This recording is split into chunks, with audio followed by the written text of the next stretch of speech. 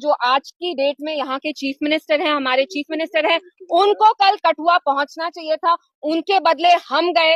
वो दिल्ली में लंच कर रहे थे, कुछ अल्फ्रेस्को लंच, मुझे तो पता भी नहीं। तो मेरे जो दो पीएसओज हैं जिनकी रिस्पॉन्सिबिलिटी है मेरी सिक्योरिटी, उनकी कोई गलती नहीं थी। रातों रात उनको सस्पेंड किया। इनको आधा घंटा लगा मेरे दो पीएसओज को सस्पेंड करने के लिए। उनका नाम हमीद और बशारत है।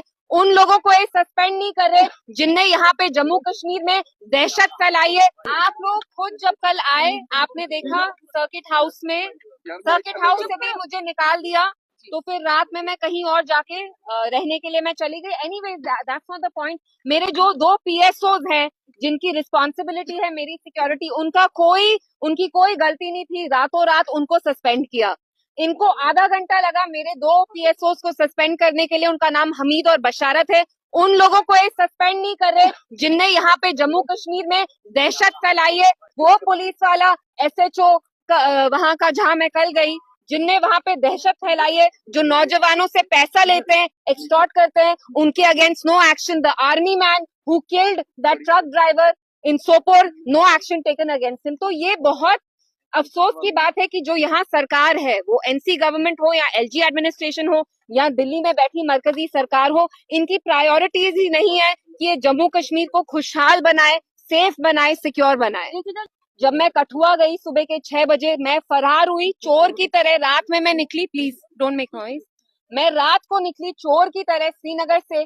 उनके बेटे को, जो आज की डेट में यहाँ के चीफ मिनिस्टर हैं, हमारे चीफ मिनिस्टर हैं, उनको कल कठुआ पहुंचना चाहिए था। उनके बदले हम गए।